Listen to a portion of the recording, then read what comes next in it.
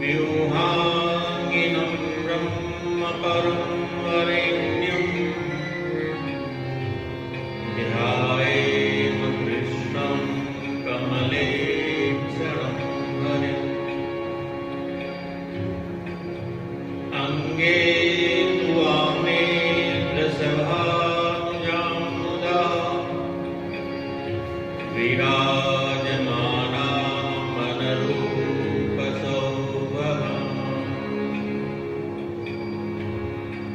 सखी सहस्रैः परिसेवितां सदा स्मरेम देवीं सकलेष्टकामदाम्।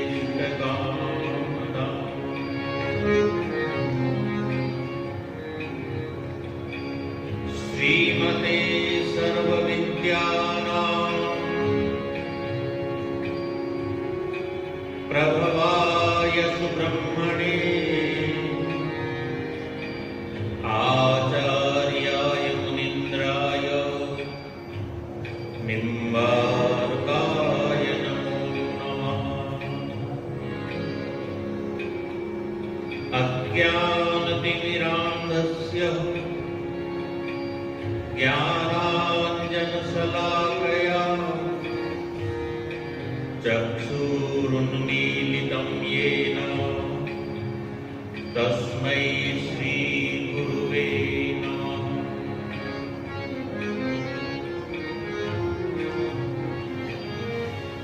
अतुलितबलधामं हेमशैलावदेहं दनुजवनकृशां ज्ञानिनामग्रगण्यम् सकलगुणनिधानं वानराणामधीशं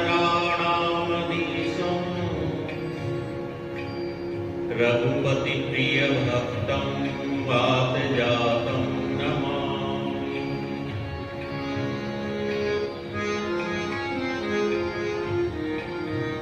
भक्तिभक्त भगवन्त गुरु चतुर्नाम बपुए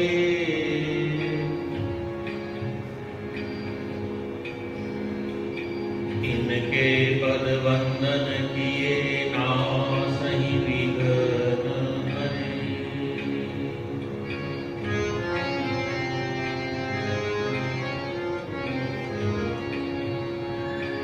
श्री राधा सर्वेश्वर भगवान की जय। श्री कृष्ण बिहारी जी महाराज की। श्री गिरधारी जी महाराज की जय। श्री निम्बार्क भगवान की जय। श्री सद्गुरुदेव भगवान की जय। गौ माता की जय। भारत माता की जय। सत्य सनातन धर्म की जय। जय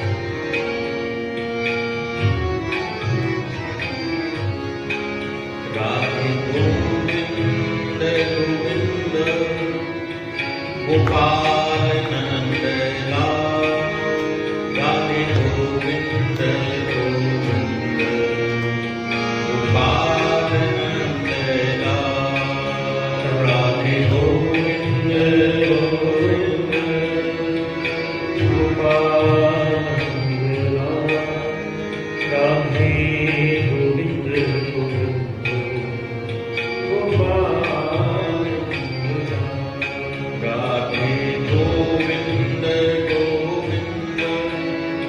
गोपाल नंद लाल राधे गोविंद गोविंद गोपाल नंद लाल राधे गोविंद गोपाल राधे गोविंद गोपाल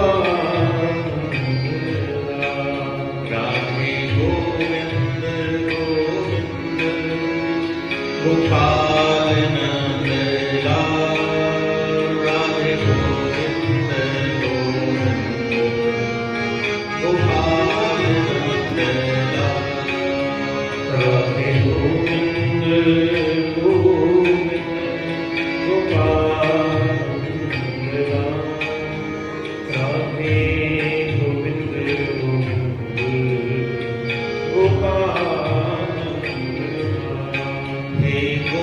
गोपाल नंद लाल हे गोपाल नंद लाल गोपाल नंद लाल हे गोपाल नंद लाल हे गोपाल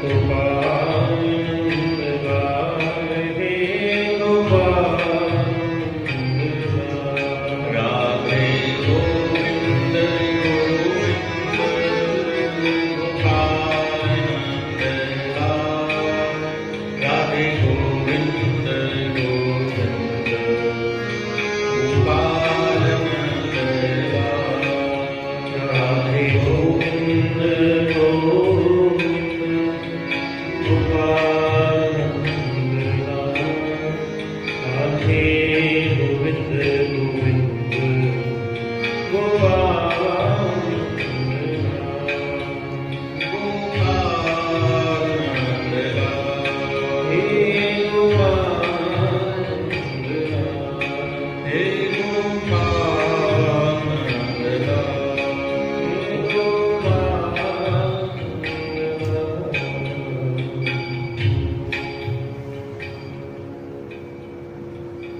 बोली भक्तवत्सल भगवान की जय, पुरुषोत्तम भगवान की जय, पुरुषोत्तम मास की जय।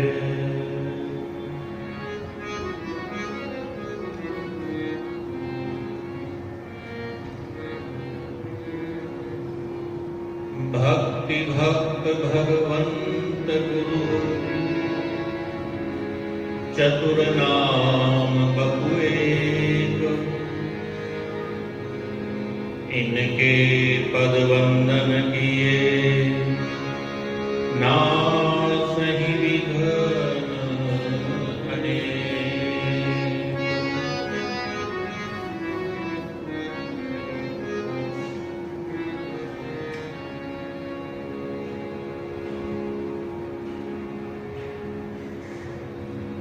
परात्पर पर ब्रह्म अखिल ब्रह्मांडाधिपति गोलोकाधीश्वर भगवान श्री राधा सर्वेश्वर श्री कृष्ण बिहारी जी श्री गिरधारी जी परम पावनी हमारी गुरु परंपरा, संत परंपरा, वैष्णव परंपरा, भक्त परंपरा,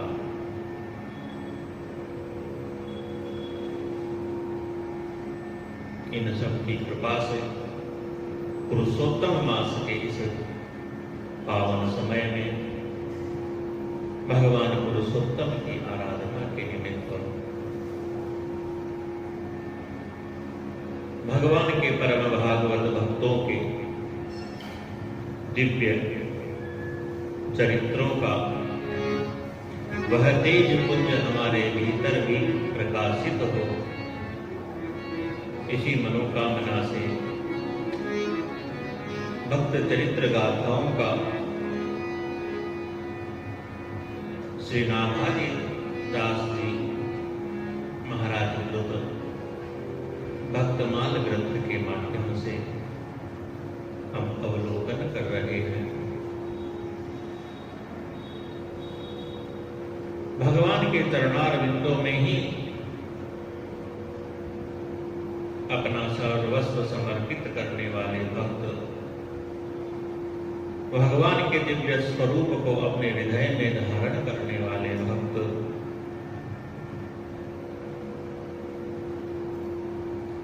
और ऐसे भक्त जिन्होंने कभी कोई कामना भगवान से की नहीं,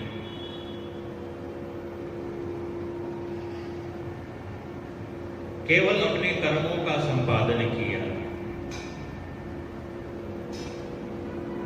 श्रीमद् भगवद गीता के अंदर भगवान कर्मयोग का उपदेश करते हुए कहते हैं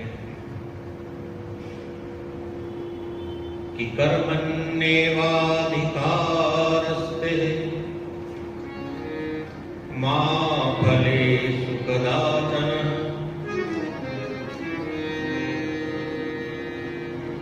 केवल कर्म करने का हमारा अधिकार है, कर्म फल की हमको इच्छा नहीं रखनी चाहिए।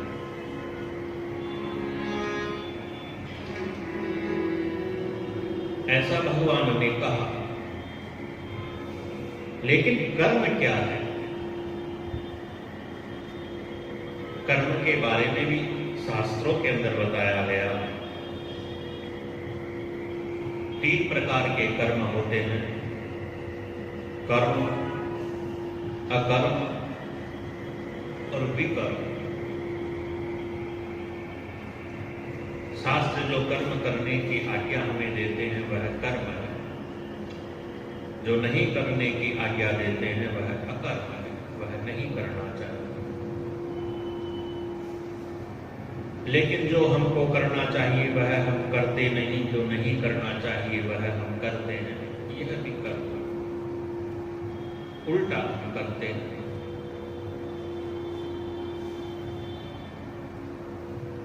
तो कर्म हमको करना है,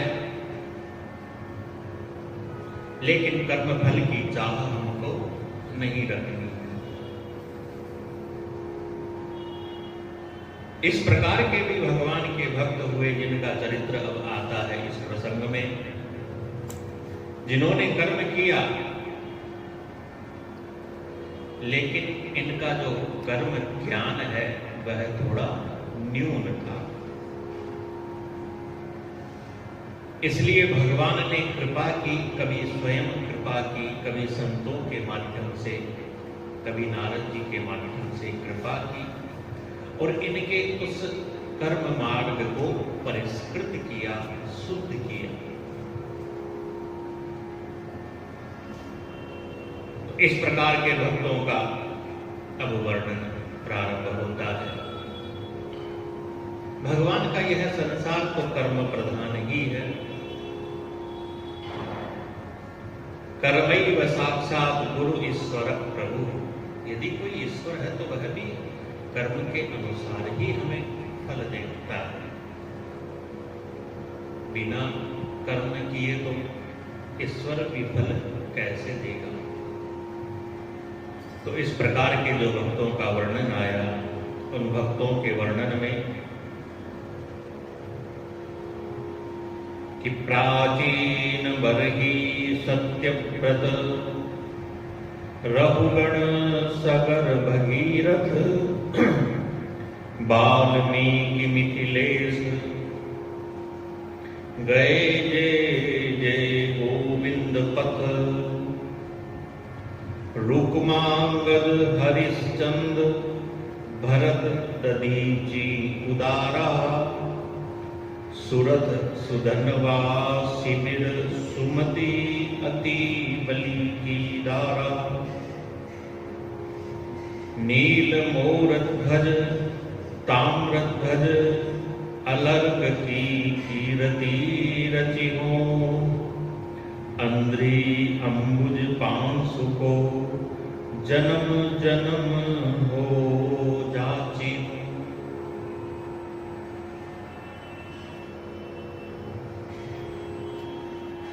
कर्मयोग का अधिक अनुष्ठान करने वाले भक्तों में महर्षि वाल्मीकि जी का प्रसंग आता है। जिन्होंने रामायण की रचना की। भगवान श्री राम के अवतार से पूर्व ही इन्होंने रामायण की रचना कर दी थी। ऐसी भगवत कृपा इन्हें प्राप्त थी। लेकिन वाल्मीकि जी की जो कथा है वह हम जानते हैं।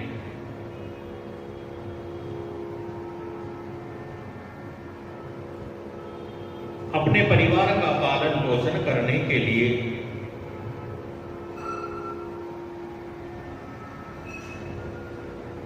मार्ग में आने जाने वाले पथिकों को लूटना मारना यही इनका काम था।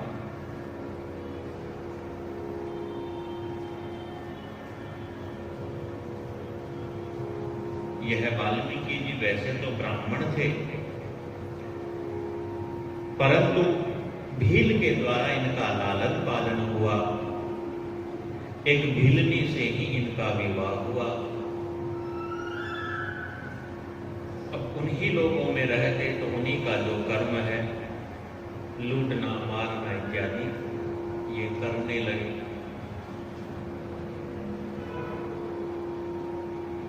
एक बार सप्तर्षि गणों का आगमन हुआ। इन सप्त ऋषियों को यह लूटना चाहते थे।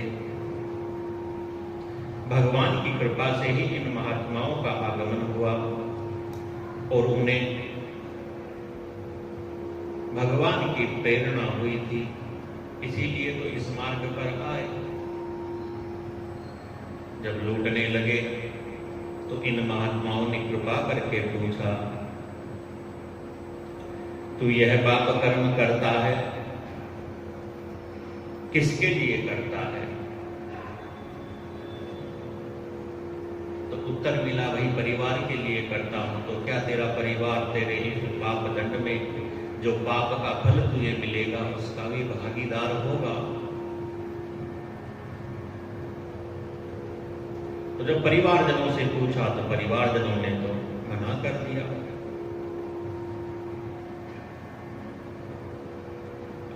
हम तो तुम्हारे इस पाप कर्म के फल को भोगने में तुम्हारे भागीदार नहीं है। भाई हमारा लालन पालन करना तो तुम्हारा दायित्व है। अब तुम कैसे करते हो वह तुम जानो।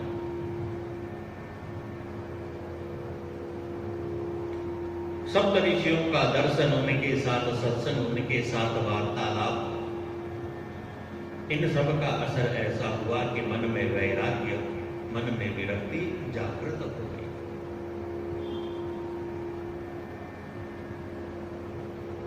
परस्पर बातचीत करने से, स्पर्श हो जाने से, परस्पर बैठ के भोजन इत्यादि करने से कहते हैं कि पुण्यों का और पापों का आदान प्रदान होता है। अब जिसमें जो ज्यादा होता है वह चला जाता है, दूसरे में जो ज्यादा होता है वह हम ले लेते हैं। इसीलिए तो महापुरुष लोग कम बातचीत करते हैं, स्पर्श अस्पर्श का बड़ा ध्यान रखते हैं, भोजन इत्यादि भी सब एकांत में ही करते हैं, अलग करते हैं। तो सत्संग का प्रभाव हुआ, मन में वैराग्य जगा, सद्बुद्धि उत्पन्न हुई। पाहि माम कह करके इन सप्तर्षि गणों के चरणों में गिर करके अपने कल्याण का उपदेश पूछा। संतों ने बड़ी कृपा की, कहा राम राम रटो।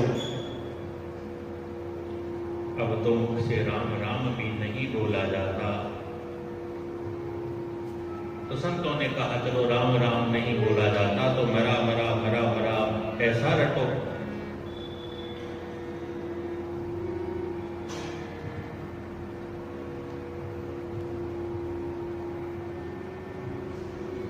संतों को जिसका कल्याण होता है ये न केन प्रकारेण कर ही देते हैं।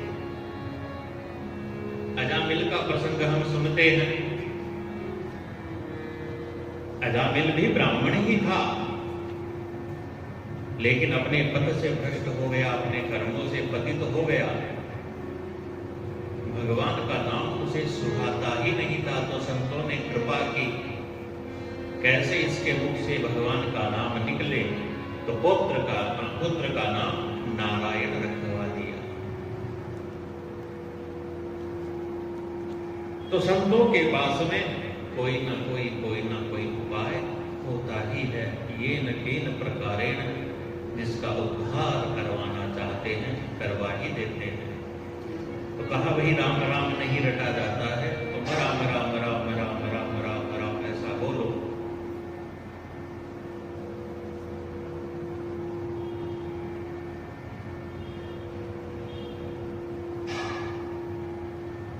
नाम तो इनका दूसरा था, फिर वाल्मीकि नाम रख दिया।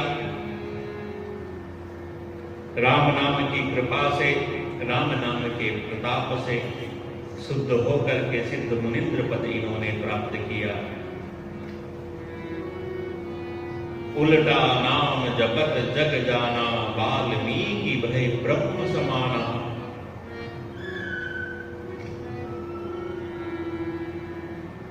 उल्टा नाम जपने का भी प्रभाव ऐसा है, तो सीधे नाम जपने का प्रभाव, महिमा महात्म्य क्या होगा, कौन वर्णन कर सकता है।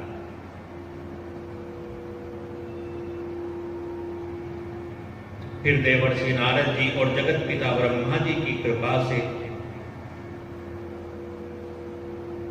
महर्षि वाल्मीकि जी को भगवान श्री राम के चरित्र इत्यादि का परिचय प्राप्त हुआ। शतकोटि रामायण का कीर्तन किया। चरितम रघुनाथस्य शतकोटि प्रविस्तरम, एकैकमक्षरम पुंसाम महापातकनाशनम, पूजंतम राम रामेति मधुरम मधुराक्षरम, आरुह्य कविता शाखाम वंदे वाल्मीकि कोकिलम। आदि कवि वाल्मीकि जी को कहा गया है। सबसे पहले पद्य की रचना इन्होंने ही की है श्लोक के रूप में।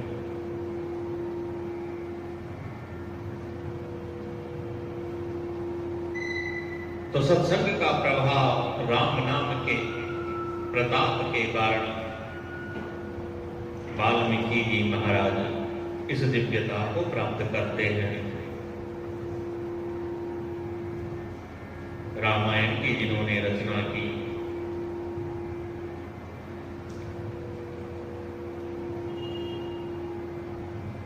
वाल्मीकि जी के आश्रमों पर तो साक्षात भगवान श्री राम भी पधारे, और माता जानकी तो रही वही।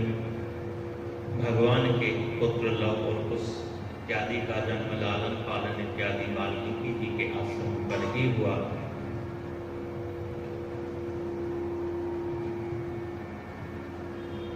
वाल्मीकि जी के सौभाग्य का वर्णन कौन कर सकता है। भक्तमाल के अंदर एक दूसरे वाल्मीकि मुनि का भी वर्णन आता है, जो द्वापर युग में हुए हैं।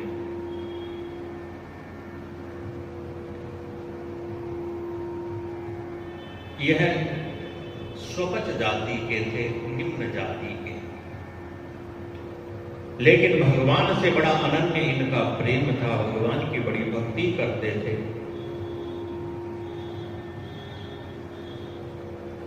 इनको कोई जानता नहीं था, इनकी महिमा को स्वयं भगवान श्री कृष्ण ने प्रकट किया। भगवान के भक्त नहीं चाहते कि वही हमारी प्रसिद्धि हो, प्रतिष्ठा, प्रसिद्धि, गौरव, यह सब भगवान के भजन के अंदर बाधा स्वरूप है। इसलिए भगवान के भक्त तो एकांत में रहना चाहते हैं। लेकिन भाई ऐसे भक्तों के चरित्र का प्रकाशन नहीं हो तो वही साधारण भक्त कैसे अपने आप को दिव्य कर पाए। इसलिए भगवान इनके चरित्रों का प्रकाश करने के लिए कोई ना कोई लीला रचते। युधिष्ठिर जी महाराज ने यज्ञ किया,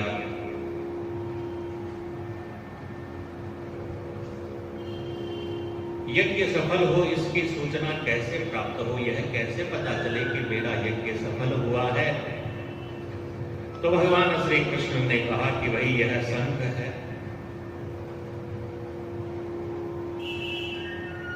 यह शंख जब अपने आप बजने लगे तो समझ जाना तुम्हारा किया हुआ यज्ञ सफल हो गया। बड़ा धूमधाम से यज्ञ हुआ। बहुत भक्तों ने, संतों ने, इत्यादियों ने प्रसाद पाया। सब काम सहर्ष संपन्न हुआ, उत्साह से संपन्न हुआ। ब्राह्मणों को, सबको बड़ा सम्मान सहित दक्षिणा इत्यादि देकर के युधिष्ठिर जी महाराज ने विदा किया। लेकिन शंख नहीं बजा। अब जब शंख नहीं बजा तो युधिष्ठिर जी महाराज के मन में थोड़ा अचरज हुआ, आश्चर्य हुआ। तो भाई पांडवों के तो एक ही आश्रय है, भगवान श्री कृष्ण। भगवान श्री कृष्ण के पास जाकर के पूछा कि वही शंख क्यों नहीं बजा। तो भगवान श्री कृष्ण कहते हैं कि अवश्य ही कोई परम रसिक भक्त इस यज्ञ के अंदर नहीं आया, इस यज्ञ में उसने भोजन नहीं किया, इसी कारण यह शंख नहीं बजा। यदि आप लोग कहते हो कि इतने संत मुनि ऋषि महर्षि आए, यह आपके भक्त नहीं है, तो भगवान कहते हैं कि मैं कैसे कह दूं कि ये मेरे भक्त नहीं है। ये मेरे भक्त तो हैं, लेकिन इन्होंने अभी तक अपने ज्ञान का, अपनी जाति का, अपने कुल का, इन सब का जो अभिमान होता है उसका पूर्णतः त्याग नहीं किया। इसलिए कोई ऐसा भक्त हो जिसे किसी भी प्रकार का कोई अभिमान न हो, ऐसा भक्त आकर के और भोजन करे, तब ही यह यज्ञ पूर्ण सफल होगा, तब ही यह शंख बजेगा। तो पांडवों ने कहा, भाई ऐसा कौन भक्त होगा, हमने तो कोई सुना नहीं, हम तो जानते भी नहीं। तो भगवान कहते हैं मैं जानता हूं, और यदि मैं बता दूंगा तो यह उस भक्त को अच्छा नहीं लगेगा, वह मेरे ऊपर क्रोध करेगा। लेकिन पांडवों, तुम तो मेरे प्रिय हो, तुम्हारे यज्ञ की सफलता के लिए मैं बता ही देता हूं। तो बताया, इसी नगर के बाहर वाल्मीकि नाम का एक मेरा परम भक्त रहता है, जो सभी प्रकार के जाति, कुल, वंश इत्यादि के अभिमान से सर्वथा अलग है।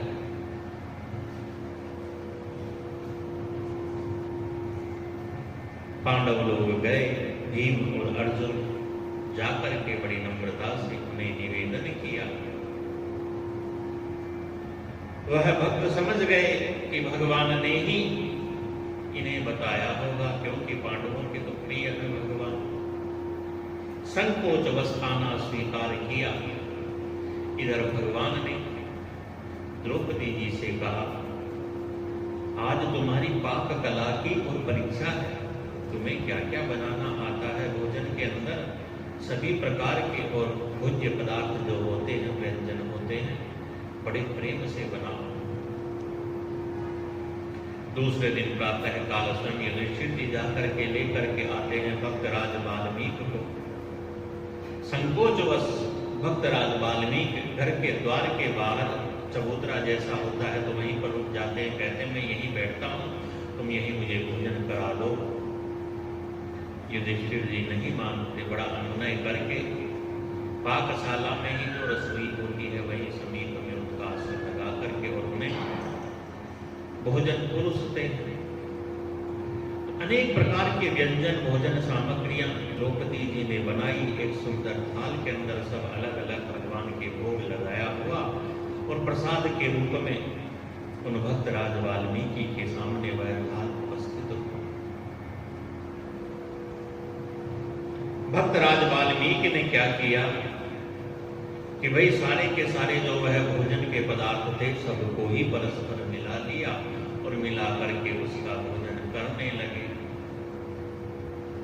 जब भोजन इत्यादि कुछ करने लगे तो वह शंख धीरे धीरे बजने भी लगा, लेकिन जोर से नहीं बजा, जैसे बजना चाहिए वैसे नहीं बजा। तो पांडवों के मन में शंका हुई कि भगवान ने बताया, हमने वैसा किया, लेकिन फिर भी यह शंख जोर से क्यों नहीं बजा।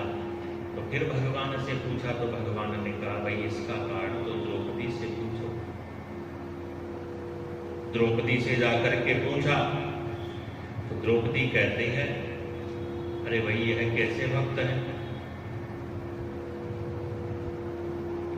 मैंने इतना सब बनाया, अच्छा अच्छा बनाया, लेकिन यह तो सब एक साथ मिलाकर के और इसको खाने लग गए।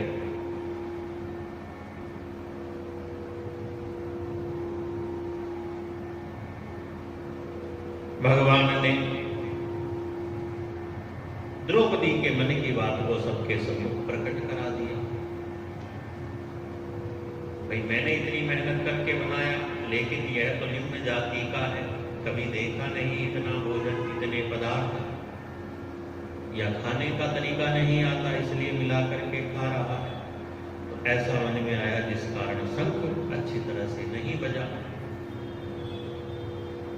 तो भगवान ने द्रौपदी के मन के अभिप्राय को जब प्रकट करा लिया तो भक्तराज वाल्मीकि से पूछते हैं भाई तुमने ऐसा क्यों किया, इतनी मेहनत से इतना भोजन बनाया अलग अलग प्रकार का, और तुम इन सबको मिला करके खा रहे हो।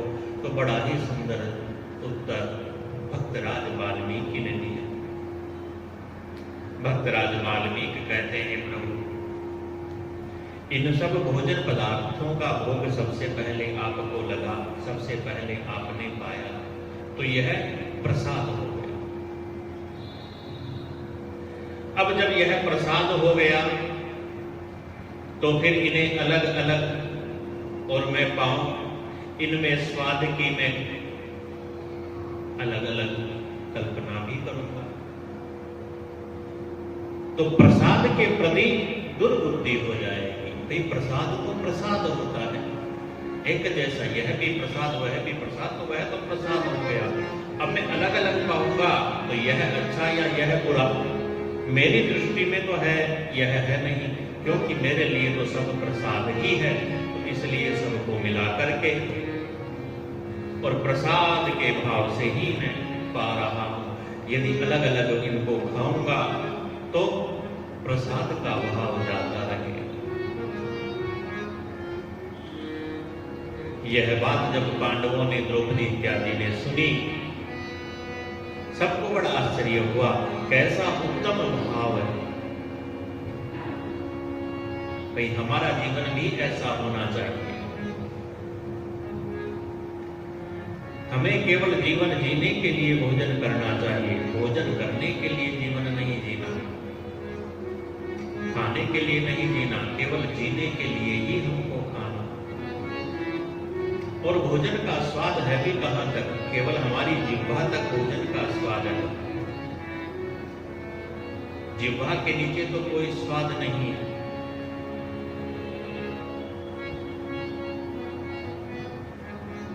तो ऐसे भगवान के परम भक्त द्वापर युग के अंदर यह भक्तराज वाल्मीकि हुए हैं।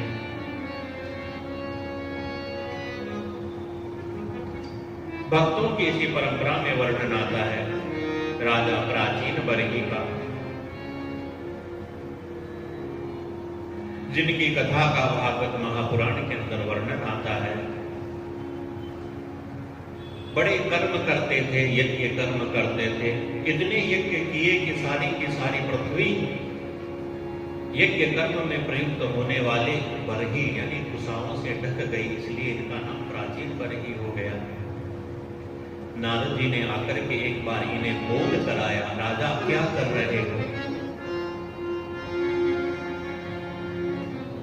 यज्ञ पर यज्ञ किए जा रहे हो, लेकिन इन यज्ञों का फल क्या है।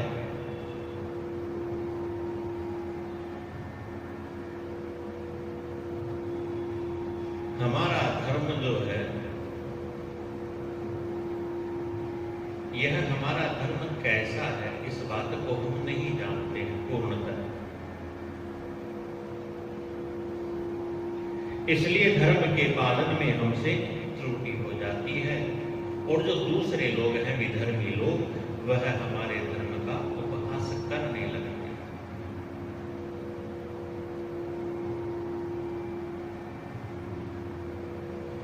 महाराज प्राचीन वर्ग ही यज्ञ करते थे। यज्ञ तो अच्छा कर्म है, लेकिन इसमें भी दोष हो जाता है बहुत। इसलिए यज्ञ भी देश काल परिस्थिति इत्यादि सबके अनुसार किया जाता है। किस समय में, किस ऋतु में, कैसे मौसम के अंदर यज्ञ को करना चाहिए, कब नहीं करना चाहिए, इन सब बातों का ध्यान रखा जाता है।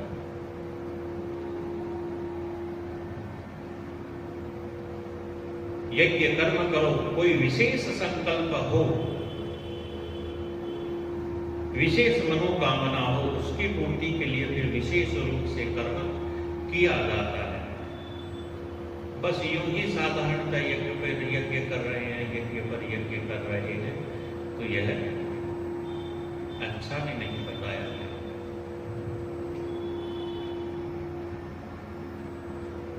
कुछ राजा ऐसे हुए हैं जिन्होंने इंद्र पद को प्राप्त करने के लिए 100 अश्वमेध यज्ञों का संकल्प लिया। उनकी वह कामना विशेष थी, लेकिन प्राचीन वर्गी राजा तो बस यज्ञ किए जा रहे हैं, यज्ञ किए जा रहे हैं। इनकी इस भक्ति में एक दोष यह भी हो गया कि भाई राजा हैं तो इनका प्रथम कर्तव्य तो प्रजा पालन है। अब राजा ही यज्ञ में दीक्षित होकर के यज्ञों के अंदर ही लगा हुआ है निरंतर, तो उसका स्वयं का करने का जो क्रम है, उस क्रम के अंदर भी थोड़ी त्रुटि होगी। तो राजा के लिए सबसे पहले तो प्रजा पालन धर्म है। पहले इस धर्म का पालन करो, फिर दूसरा धर्म करो।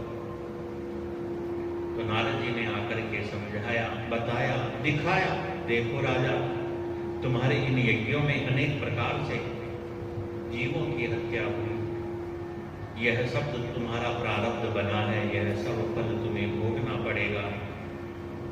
राजा प्राचीन पर ही डर गया।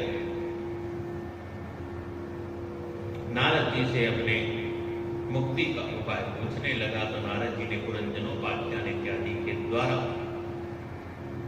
निष्काम होकर के भगवान के भक्तिमय कर्मों को करने का उपदेश किया, जिनका पालन करने से और महाराज प्राचीन वर्गी भगवान की परम भक्ति को प्राप्त हुए, भगवत धाम को प्राप्त हुए। भक्तों की इसी परंपरा में महाराज सत्यव्रत का भी नाम आता है, जिनकी अंजलि के अंदर भगवान मत्स्य रूप में, मछली के रूप में प्रकट हुए। धीरे धीरे भगवान का आकार बढ़ने लगा, तो भगवान ने फिर सत्यव्रत से कहा कि 7 दिन बाद में प्रलय आएगी, मैं तुम्हारे पास आऊंगा, तुम सप्तर्षि, महर्षि गण इत्यादि जो भी श्रेष्ठ वस्तुएं हैं सबको एक नौका में रख करके तैयार रहना, मैं तुम्हें उस प्रलय के समय में बचाऊंगा, तुम्हें उपदेश दूंगा। तो भागवत जी के अंदर यह कथा विस्तार पूर्वक आती है। अन्य पुराणों में मत्स्य पुराण इत्यादि है, जहां और भी विस्तार से भगवान ने उस प्रलयकालीन समय में राजा सत्यव्रत को क्या क्या उपदेश दिया, यह सब बातें आती हैं। महाराज सत्यव्रत के नाम के और भी राजा हुए थे, लेकिन यहाँ जो सत्यव्रत है यह वही है जिनकी अंजलि में भगवान मत्स्य रूप से प्रकट हुए। भक्तों की इस परंपरा में मिथिला नगरी के राजा का नाम आता है, निमि जिनका नाम है। इनका प्रसंग आगे चल करके आएगा। एक राजा हुए हैं जिनका नाम है नीलध्वज। कहते हैं कि इन्होंने पांडवों के अश्वमेध यज्ञ के घोड़े को पकड़ लिया था और पांडवों से युद्ध करने लगे, अर्जुन से युद्ध करने लगे। अर्जुन के सारथी तो भगवान श्री कृष्ण स्वयं थे, ऐसे अर्जुन को कौन जीत सकता है। तो राजा नीलध्वज ने आकर के फिर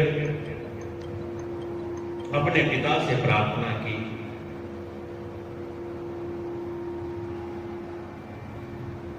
इस युद्ध के अंदर आप अपना सहयोग या हमारा सहयोग करने के लिए अपने जामाता अग्निदेव का आह्वान कीजिए। तो अग्निदेव ने आकर के नीलध्वज राजा की ओर से अर्जुन से युद्ध किया, पांडवों से युद्ध किया।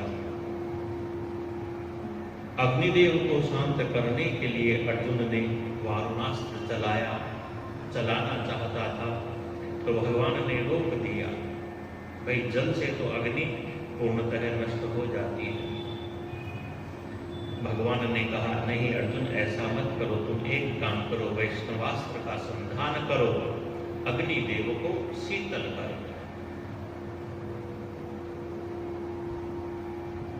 तो पांडव तो जिन्हें भगवान का सहयोग प्रत्यक्ष ही प्राप्त था, जीतने ही थे। राजा नीलध्वज ने अर्जुन से क्षमा याचना करते हुए अश्वमेध यज्ञ का घोड़ा जो है वह लौटा दिया। भगवान के दर्शन प्राप्त किए, भगवान की भक्ति को पा करके फिर भगवान के परम धाम को यह प्राप्त करता है। भाई क्षत्रिय होता है तो क्षत्रियों का स्वाभिमान भी होता है। ऐसे ही हम किसी की अधीनता स्वीकार कर लें तो भाई कैसे होगा। क्षत्रिय का तो स्वाभिमान होता है, स्वाभाविक उनका स्वभाव थोड़ा उग्र होता है। जैसा ध्रुव जी के प्रसंग में आता है, ध्रुव जी जब वन में जाने लगे तो नारद जी मार्ग में मिल जाते हैं और नारद जी यही कहते हैं, अहो क्षत्रिय स्वभाव। अरे देखो क्षत्रिय का स्वभाव, एक थोड़ी सी बात क्या बोल दी कि इसके तो हृदय के अंदर घाव हो गया। घर परिवार को छोड़ करके, त्याग करके और आ गया जंगल के अंदर भगवान को प्राप्त करने के लिए। देखो इतना भी सहन नहीं होता। तो महाराज नीलध्वज भी ऐसे ही थे। भैया अश्वमेध यज्ञ का घोड़ा जब उनके राज्य की सीमा में आया तो जान करके भी कि पांडवों के यज्ञ का घोड़ा है, पांडवों को हम नहीं जीत सकते क्योंकि उनके सहायक तो स्वयं भगवान है, लेकिन फिर भी उस यज्ञ के घोड़े को बांध लेते हैं। जैसा भगवान के ही पुत्र लव और कुश ने किया, भगवान राम के ही अश्वमेध यज्ञ के घोड़े को बांध लिया, क्योंकि वह भी तो क्षत्रिय बालक है।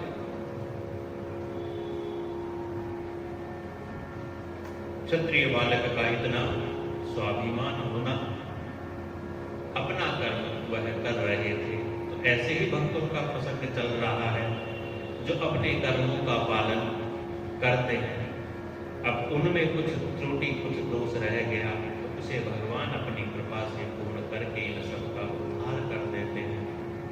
इसी प्रकार के इन राजाओं के वर्णन में फिर जिन भक्त का नाम आता है उन भक्त का नाम है रघुगण।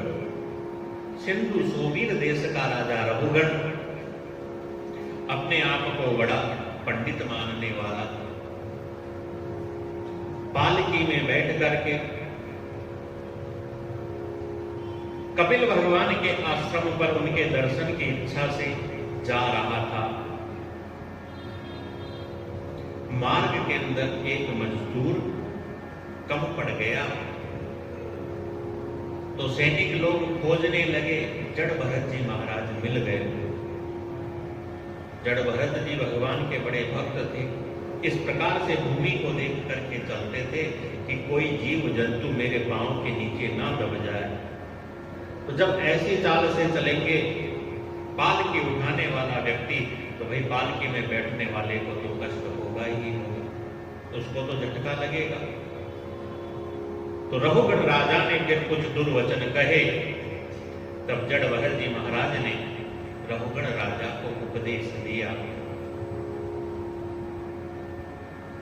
रघुगण राजा का इस सत्संग से उद्धार हो।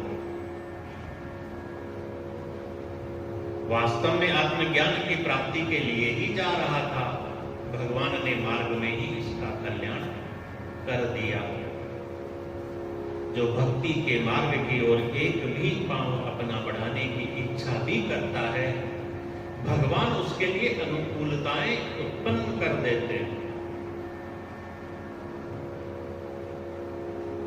तो महाराज रघुगण, इसी प्रकार से महाराज सगर, सूर्यवंशी राजा सगर, जिनके 60,000 पुत्र कपिल भगवान के प्रति क्रोध करने के कारण जल करके भस्म हो गए। इन्हीं 60,000 सगर पुत्रों ने अश्वमेध यज्ञ के घोड़े को ढूंढने के लिए इस पृथ्वी को जगह जगह से इतना खोद दिया कि उन खड्डों में जब पानी भरा तो वह सागर यानी समुद्र कहलाने लगा।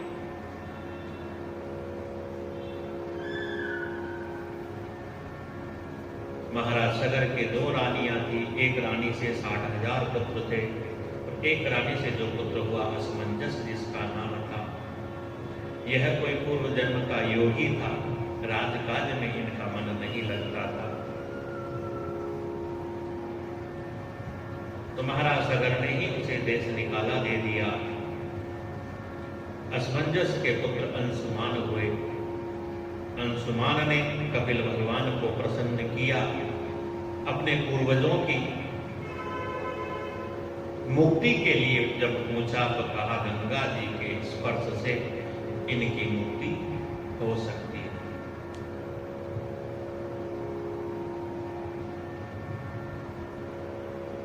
गंगा जी को लाने के लिए तपस्या की। तो महाराज सगर, ऐसा इनका उत्तम चरित्र है। महाराज भगीरथ का नाम आता है। महाराज भगीरथ जिन्होंने तपस्या करके गंगा जी को प्रसन्न किया। गंगा जी इस धराधाम पर आई। इसी कारण गंगा जी का एक नाम भगीरथी भी हुआ। भक्तों की इस दिव्य परंपरा में फिर एक राजा का नाम आता है, जिन राजा का नाम है रुक्मांगद। बड़े धार्मिक राजा थे। अपने कर्तव्यों का पालन करते हुए अपने राज्य का समुचित प्रकार से संरक्षण और संवर्धन करते हुए निवास करते। रुक्मांगद जो राजा है, इनके राज्य के अंदर एक ऐसी पुष्प वाटिका थी। उसमें ऐसे पुष्प खिलते थे जैसे पुष्प और कहीं नहीं होते। ऐसी पुष्प वाटिका और कहीं नहीं थी। स्वर्ग के अंदर जो नंदन वन है, उस नंदन वन से भी श्रेष्ठ पुष्प यहाँ पर खिलते थे। इसलिए स्वर्ग की अप्सराएं, स्वर्ग के देवलोक भी रात्रि के समय उस पुष्प वाटिका में आते थे। एकांत में जब कोई नहीं रहता तब आते थे। एक बार ऐसा होता है कि स्वर्ग से अप्सराएं रात्रि के समय उस पुष्प वाटिका के अंदर, उस उद्यान के अंदर आई हुई थी। उस बगीचे के अंदर घूम रही थी। एक बार ऐसा हुआ कि एक अप्सरा के पांव के अंदर कोई कांटा चुभ गया। वह कांटा लगने के कारण उस अप्सरा का जो पुण्य है वह क्षीण हो गया। पुण्य क्षीण होने के कारण उसके उड़ने की जो शक्ति है वह चली गई। तो और दूसरी अप्सराएं थी, वह तो उड़ करके पुनः स्वर्ग चली गई। लेकिन यह एक अप्सरा नहीं उड़ सकी, तो जा नहीं सकी, वहीं बगीचे के अंदर रह गई। जब प्रातः काल हुआ, बगीचे में कार्य करने वाले माली इत्यादियों ने आकर के देखा, और जब देखा तो समझ गए कोई दिव्य देवी है। राजा तक खबर पहुंची तो राजा आए। बड़े धार्मिक राजा थे, जिनकी दृष्टि बड़ी पवित्र थी। आकर के पूछते हैं, अरे देवी आप कौन हो? तो अप्सरा ने अपना परिचय बताया। राजा कहते हैं, तुम पुनः स्वर्ग पहुंच जाओ, स्वर्ग चली जाओ, इसका कोई उपाय हो तो बताओ, मैं वैसा ही करूंगा। तो वह अप्सरा कहती है, राजन, जिसने एकादशी का व्रत किया हो, यदि वह अपने एक एकादशी के व्रत का पुण्य मुझे दे दे तो मैं स्वर्ग चली जाऊं। राजा रुक्मांगद कहते हैं, इस प्रकार के तो व्रत का नाम ही हमने आज तक नहीं सुना। तो समय कोई जानता ही नहीं था रुक्मांगद के राज्य में कि एकादशी नाम का भी कोई व्रत होता है। तो मेरे नगर में तो कोई यह नाम भी नहीं जानता, इस व्रत का करने की बात तो बड़ी दूर की है। तो वह अप्सरा कहती है, राजन, कल एकादशी की तिथि, यानी जो बीता हुआ दिन है वह कल एकादशी तिथि का दिन था। कदाचित किसी भी प्रकार से यदि कल दिन भर किसी व्यक्ति ने और भोजन अन्न नहीं किया हो, भूखा रह गया हो, यदि ऐसा कोई मिल जाए तो उसको ला करके और उसका फल मुझको दिलवा दो, तो मैं स्वर्ग को चली जाऊंगी। आपके इस उपकार को मैं सदा सर्वदा मानती रहूंगी, गाती रहूंगी। तो राजा ने अपने नगर के अंदर घोषणा करवा दी कि कल जो दिन बीत गया, उस कल को यदि कोई व्यक्ति ऐसा रह गया हो जिसने दिन भर में कुछ भी नहीं खाया हो, अन्न नहीं खाया हो, तो जब ऐसी घोषणा करवाई तो कहते हैं कि नगर के अंदर एक व्यापारी था, बड़ा नगर सेठ था, जिसके यहाँ काम करने वाली कोई नौकरानी थी। और उस नौकरानी से कोई गलती हो गई तो उस नगर सेठ ने उसे बहुत डांटा, एक कमरे में बंद कर दिया, उसे खाने पीने को कुछ नहीं दिया। तो दिन भर वह भूखी प्यासी रही और भूख प्यास की व्याकुलता के कारण उसको रात्रि में भी नींद नहीं आई, रात भी और जागते हुए ही व्यतीत गई। तो वह नौकरानी मिल गई उसे ला करके, और राजा ने उससे संकल्प इत्यादि करवा दिया कि भाई कल एकादशी के दिन और तुम भूखी रही, तुम्हारा व्रत ही हो गया है, और इसका जो भी पुण्य यदि कुछ होता है तो वह इस अप्सरा को मैं देती हूँ। ऐसा संकल्प करते ही एकादशी के व्रत का वह पुण्य उन्हें प्राप्त हुआ, और उसी पुण्य के प्रभाव से वह अप्सरा पुनः स्वर्ग को चली गई। महाराज रुक्मांगद ने जब देखा कि एकादशी व्रत का इतना प्रभाव है, तो अपने नगर के अंदर घोषणा करवा दी कि भाई एकादशी के दिन जो भी व्यक्ति भोजन करेगा उसे प्राण दंड दे दिया जाएगा। कठोरता से इस नियम का पालन हुआ। राजा धार्मिक था, लेकिन व्रत की महिमा को देख करके उसने ऐसा यह घोषणा करवा दी।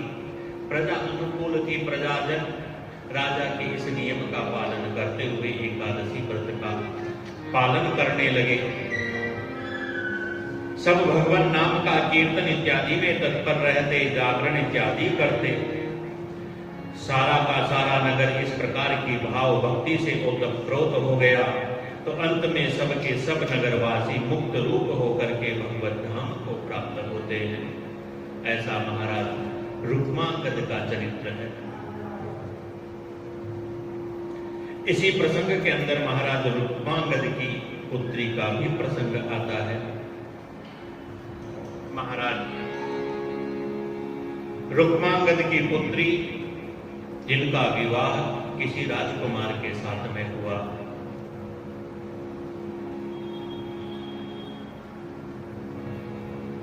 यह राजकुमार अत्यंत सुकोमल था, जिनसे भूख सहन नहीं होती थी।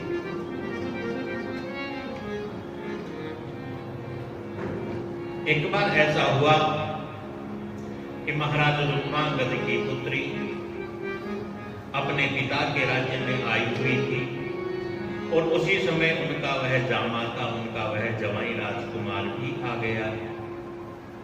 संयोगवश जिस दिन वह आया उसी दिन एकादशी तिथि हो गई। अब रुक्मांगद राजा के राज्य में तो नियम था, भाई एकादशी को कोई भोजन नहीं करेगा, यदि कोई भोजन करेगा तो उसे प्राण दंड दिया जाएगा। तो राजकुमार ने अपनी पत्नी से कहा, मुझसे तो भूख सहन नहीं होती, कैसे भी हो मुझको तो कुछ खाने को दो, अन्यथा मेरे तो प्राण निकल जाएंगे। वह राजकुमारी जानती थी कि मेरे पिता का अनुशासन बड़ा कठोर है, यदि भोजन इसको कराया तो राजा को मालूम चल गया, पिताजी को मालूम चल गया तो प्राण दंड दे देंगे। खा करके मरे उससे तो अच्छा है कि एकादशी का व्रत करते हुए मरे, ताकि सहज ही मुक्ति प्राप्त हो जाए, ऐसा मन में विचार करके। और वह राजकुमारी अपने पति उस राजकुमार को कहती है, आज एकादशी है, इसकी समानता का कोई दूसरा व्रत नहीं है। अरे आज यदि मृत्यु भी हो गई तो उसका क्या भय है। आज के दिन मृत्यु प्राप्त करके अभय परम पद को प्राप्त सहज में किया जा सकता है। इसलिए मैं तो तुम्हें भोजन नहीं दूंगी। भूख के मारे उस राजकुमार का प्राणांत हो जाता है। एकादशी व्रत के प्रभाव से भगवान के पार्षद विमान लेकर के उसे ले जाने के लिए आते हैं, जिसे देख करके राजकुमारी के मन में हर्ष होता है कि चलो मेरे पति की मुक्ति तो हो गई, लेकिन मैं अपने पति से दूर नहीं रह सकती। भगवान कृपा करते हैं, राजकुमारी के लिए भी दिव्य विमान भेज देते हैं।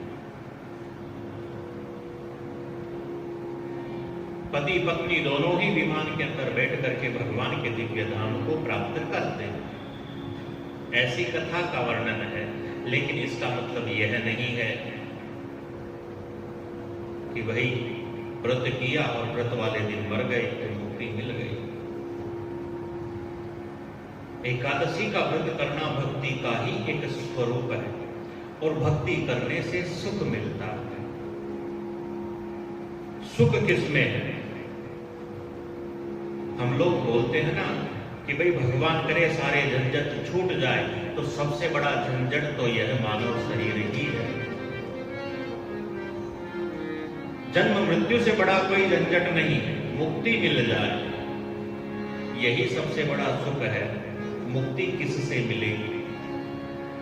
शरीर से, शरीर के बंधनों से मुक्ति मिलना ही यही तो सुख है। और यदि आप शरीर में भी सुख चाहते हो तो भाई इस शरीर को देव मंदिर बना, भगवान की भक्ति करो, एकादशी इत्यादि व्रतों का पालन करो, तो यह शरीर मंदिर बन जाएगा। मंदिर में ही भगवान रहते हैं। हम तो वैष्णव लोग हैं, और वैष्णवों के शरीर तो मंदिर ही होते हैं।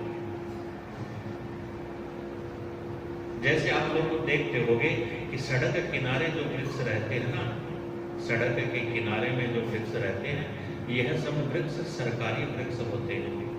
इनके ऊपर कुछ निशान, कुछ नंबर इत्यादि बनाया हुआ रहता है, और जो व्यक्ति इनको काटता है तो उसे सरकार दंड देती है। वह सरकारी संपत्ति है, उसका जो भी नुकसान करता है तो सरकार उसको सजा देती है। तो इसी प्रकार से जो वैष्णव होते हैं, वैष्णव संस्कारों से जो अंकित रहते हैं, जिनके मस्तक पर तिलक होता है, गले के अंदर तुलसी की कंठी होती है, तो वह वैष्णव होता है। और ऐसे व्यक्तियों को भगवान के पार्षद सदैव सुरक्षा प्रदान करते हैं। यमदूत जो होते हैं वह ऐसे व्यक्तियों को हाथ नहीं लगा सकते, क्योंकि वैष्णव भगवान की संपत्ति है। जिनके मस्तक पर तिलक, जिनके गले में कंठी की माला,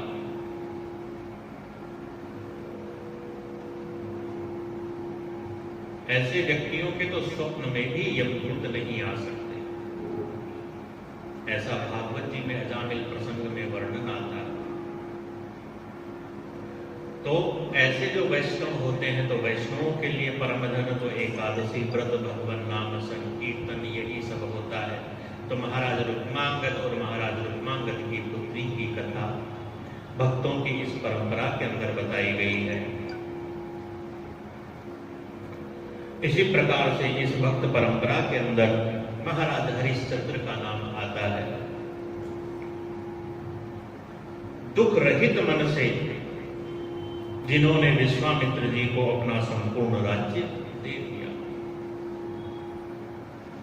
प्रसंग आता है कि राजा को, महाराज हरिश्चंद्र को सपना आया कि मैंने सपने के अंदर अपने राज्य का दान विश्वामित्र जी को दे दिया।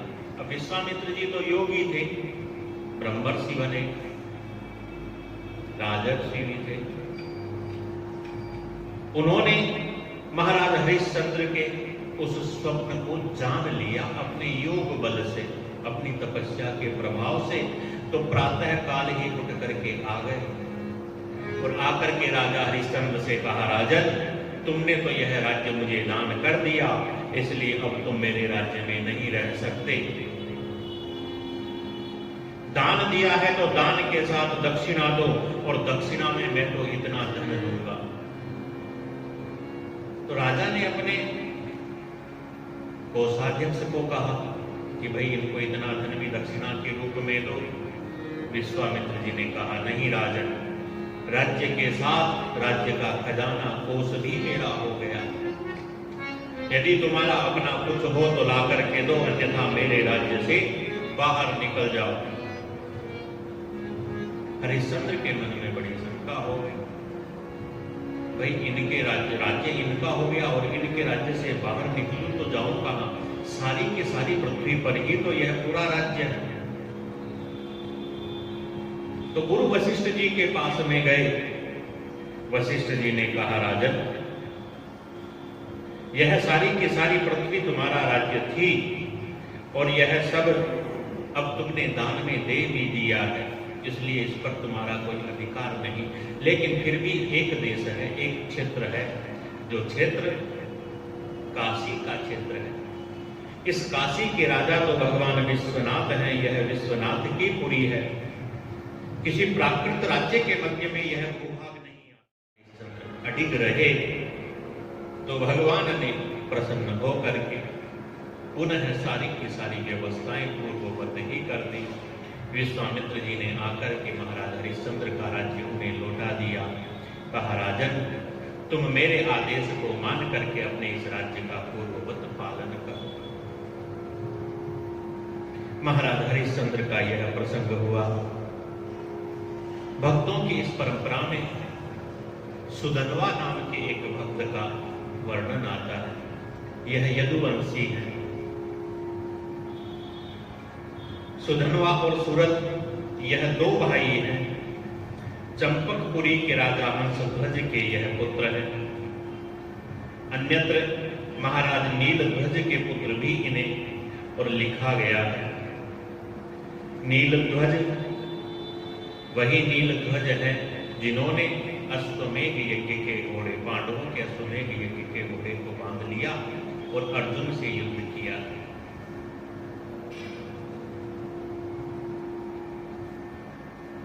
तो कोई हंसध्वज उन्हें लिखता है, कोई नीलध्वज भी लिखता है। जब अर्जुन से इनका युद्ध हो रहा था तो यह दोनों भाई राजकुमार थे। पांडवों से युद्ध लड़ना कोई सहज नहीं था, सेना हार रही थी, इसलिए राजा नीलध्वज ने घोषणा करवा दी कि भाई प्रातः इस समय पर युद्ध प्रारंभ होता है, तो इसी समय पर सभी सैनिक तैयार होकर के युद्ध के लिए मैदान के अंदर आकर के उपस्थित हो जाए। जो भी विलंब से आएगा उसे खोलते हुए तेल के कड़ाहे के अंदर डाल दिया जाएगा।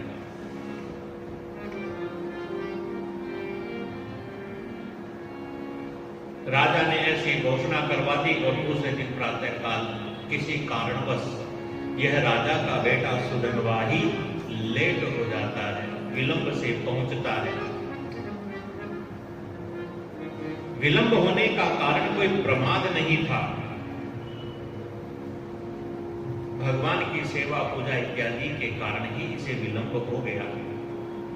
लेकिन राजा ने तो आदेश निकाला, राजा के आदेश का उल्लंघन कौन करे?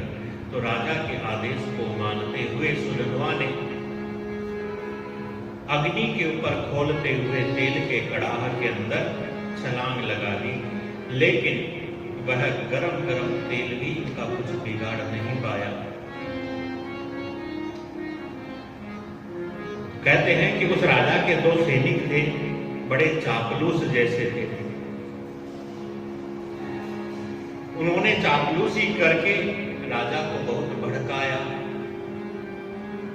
और फिर कहते हैं कि ऐसा लगता है यह तेल तो गर्म ही नहीं हुआ, ठंडा है।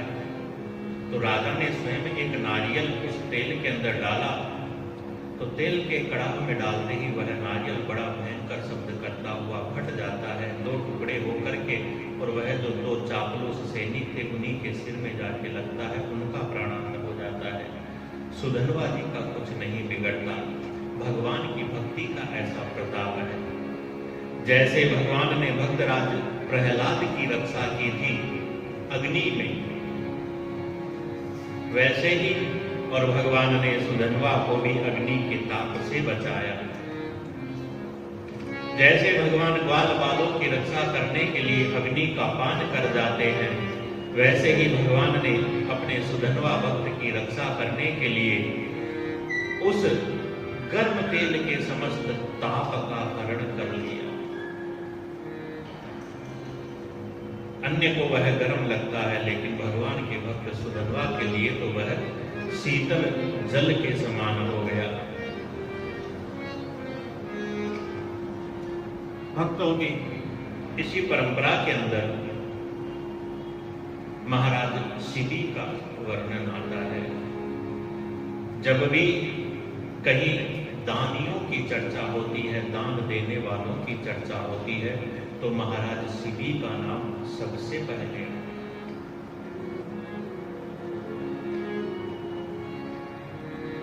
प्राण दे देना तो फिर भी एक बार में बड़ा सहज है, प्राण दान दे देना एक बार में बड़ा सहज है, लेकिन अपने शरीर के अंगों को काट काट करके देना, यह तो बड़ा ही और पीड़ादायक है।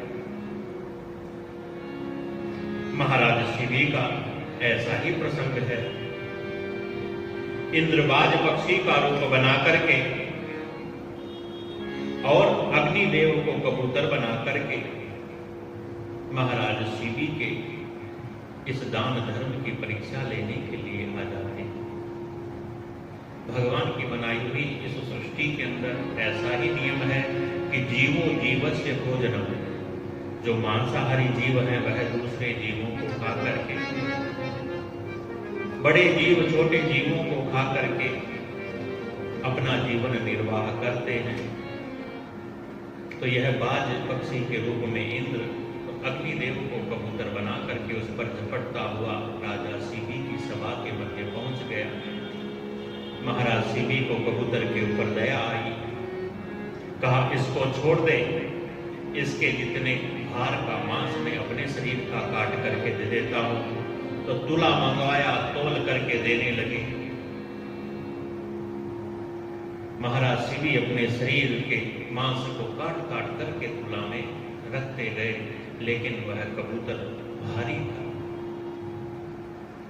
एक एक अंग को काट काट करके रख दिया। अंत में स्वयं भी जब बैठ गए, उसी समय इंद्र और अग्निदेव प्रसन्न हो जाते हैं। जय जयकार होने लगती है, स्वर्ग लोक से पुष्पों की वृष्टि होने लगती है। इंद्र कहते हैं राजा, हम तो तुम्हारे इस दान धर्म की चर्चा को सुन करके तुम्हारी परीक्षा लेने के लिए हम आए। धन्य है तुम्हारी दानशीलता, इतना कष्ट पाकर के भी और तुम अपने धर्म से डिगे नहीं। तो महाराज शिवी का ऐसा प्रसंग है। भक्तों के इस चरित्र में फिर आगे नाम आता है राजर्षि भरत का। ऋषभ देव जी के यह पुत्र हैं। ऋषभ देव जी को भगवान का अवतार ही कहा गया है। 24 अवतारों में ऋषभ देव भगवान की गणना होती है। यह भरत जी बड़े धार्मिक युवा अवस्था में ही अपने राज्य को छोड़ करके वन में जाकर के भगवान का भजन करने लगे।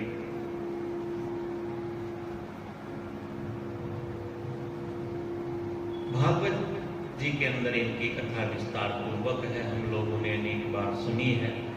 एक हिरण के बच्चे के प्रति मोह हो गया, अंत समय में उसी का ध्यान रहा तो हिरण योनि मिल गई। लेकिन भगवान की ऐसी कृपा, भक्ति का ऐसा प्रताप की पूर्व जन्म की याद बनी रही, इसलिए नवीन प्रारब्ध ना बन जाए, भरत जी ने वह हिरण योनि का जीवन इसी प्रकार से व्यतीत किया, सूखे तिनके खा खा करके। तीसरा जन्म इनका ब्राह्मण के यहाँ हुआ, जन्म से ही मूर्ख बन करके रहे तो नाम जड़ भरत हो गया। कि धन्य रहनी जड़ भरत की धन्यता सुवैराग्य, जग से जड़ बनी राम पद पगे धन्य तर भाग्य। धन्य रहनी जड़ भरत की धन्यता सुवैराग्य। कुछ कुछ ऐसे भक्त होते हैं कि जिनसे भक्ति की शोभा बढ़ जाती है, कुछ ऐसे भक्त होते हैं जिनसे वैराग्य की शोभा बढ़ जाती है। ऐसे ही भक्त जड़ भरत हुए कि जग से जड़ बनी, इस संसार से के लिए तो वह मूर्ख बन करके रहे। सदैव परमात्मा का स्मरण करते रहते। रघुगण राजा को इन्हीं जड़ भरत जी ने सत्संग का उपदेश दिया था। योगाभ्यास से तन त्याग करके जड़ भरत जी भगवान के परम धाम को गए। भक्तों की इस परंपरा में फिर महर्षि दधीची का नाम आता है। देवताओं की कार्य सिद्धि के लिए जिन्होंने अपने देह का दान कर दिया, अपनी अस्थियों का दान कर दिया। भक्तों की इसी परंपरा के अंदर फिर दैत्यराज बलि की पत्नी विंध्यावली का नाम आता है। भगवान ने वामन रूप धारण करके बलि का सर्वस्व छीन लिया, बलि को बांध दिया। ऐसी स्थिति के अंदर भी बलि की जो पत्नी है विंध्यावली, वह भगवान से कहती है, हे प्रभु, करी अभिमान दान देन बैठ्यो, तुम ही को कियो अपमान में मान्यो सुख चौगुन हो।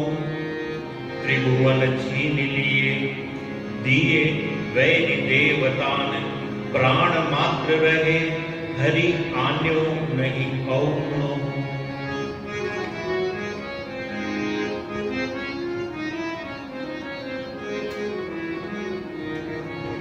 बलि राजा की पत्नी विंध्यावली भगवान की प्रार्थना करते हुए भगवान से कहती है, हे प्रभु, करी अभिमान दान देन बैठो, तुम ही को कियो अपमान में तो मान्यो सुख सो। करी अभिमान, मेरे पति यह जो है ना, इनको मन में अभिमान हो गया कि मैंने भगवान को दान दिया। भाई सब कुछ आपका ही है, भगवान का ही तो सब कुछ है, और जिसका है उसको देने में स्वयं अभिमान कर बैठा कि मैंने दान दिया। आप ही की पृथ्वी, आप ही का आकाश, लेकिन इसको अभिमान हो गया कि मैंने आपको दान दिया, अपने को दानी माना। हे प्रभु, आपने इसको भिखारी बना दिया, बहुत अच्छा किया। मान्यो सुख चौगुनो, इसके अभिमान को आपने नष्ट कर दिया।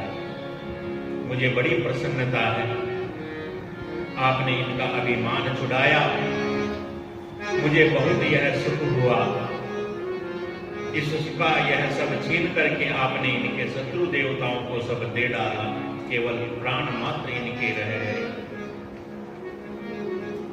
मुझे तो इसी में प्रसन्नता है। तो ऐसी दैत्यराज बलि की पत्नी विंध्यावली, ऐसी प्रबल भक्ति जिसके हो, उसका नाम तो भक्तों के इस भक्तमाल के अंदर आना ही चाहिए। हमारे जीवन में यदि कुछ कष्ट आए, कुछ दुख आए, तो उन्हें भी भगवान की ही कृपा समझना चाहिए।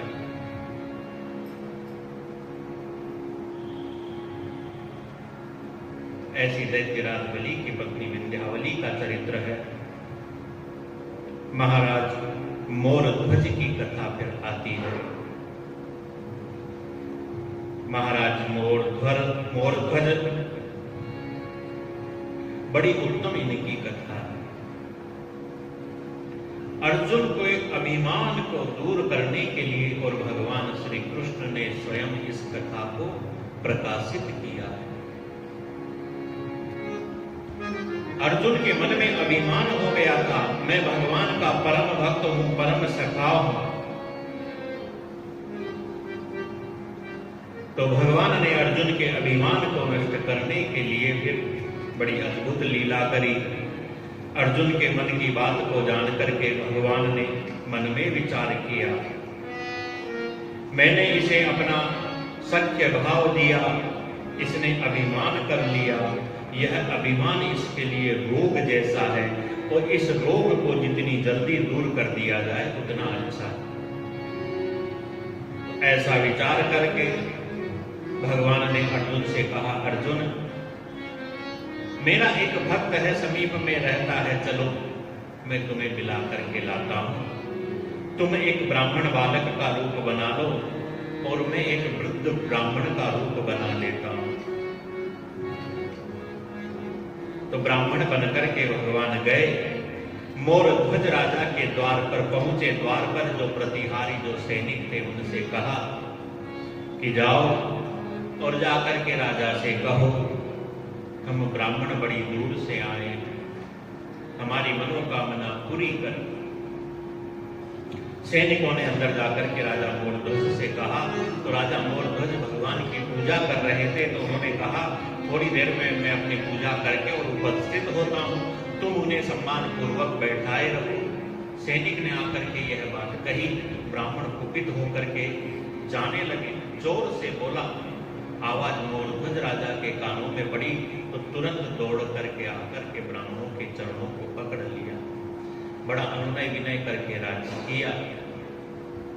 फिर पूछा, कहो मैं आपके लिए क्या करूं? तो वृद्ध ब्राह्मण के रूप के अंदर और भगवान थे। भगवान ने कहा, राजन तुम हमारी प्रतिज्ञा पूरा करने का वचन दो तो हम तुम्हें बताएं हमें क्या चाहिए। राजन ने कहा, मैं प्रतिज्ञा करता हूं, तुम जो मांगोगे मैं दूंगा। तो वृद्ध ब्राह्मण के रूप में जो साक्षात स्वयं भगवान श्री कृष्ण थे, भगवान श्री कृष्ण ने कहा, राजन जब हम आ रहे थे तो जंगल के मार्ग में एक सिंह ने, एक शेर ने इस बालक को पकड़ लिया और कहता है मैं तो इसी को खाऊंगा। तो मैंने कहा यह बालक है, इसे छोड़ दे, मुझे खा ले। तो उसने कहा नहीं, मैं तो इस बालक को ही खाऊंगा। तो मैंने सिंह से प्रार्थना की कि बता ऐसा मैं क्या करूं कि जिसके कारण तुम इस बालक को छोड़ दो। तब उस सिंह ने कहा कि राजा मोरध्वज का अर्धांग यानी आधा शरीर ला करके और मुझे दे दो तो मैं इस बालक को छोड़ दूं, इसको नहीं खाऊं। तो राजन बात यह है, इसलिए मैं यहां पर आया हूं। राजा मोरध्वज कहते हैं ठीक है, यदि चाहिए आधा अंग तो ले जाओ, लेकिन समीप ही राजा की पत्नी मोरध्वज राजा की पत्नी बैठी। वह रानी कहती है, अरे ब्राह्मण देवता, शास्त्र कहते हैं कि पत्नी पति की अर्धांग होती है, आधा शरीर होती है, तो मुझे ले चलो शेर के पास। इतने में ही वहां पर मोरध्वज राजा का पुत्र भी बैठा था, ताम्रध्वज उसका नाम था। उसने कहा, अरे मैं तो राजा का ज्येष्ठ पुत्र हूं, आत्मज हूं, राजा का ही रूप हूं, राजा का ही शरीर हूं, तुम मुझे ही ले चलो।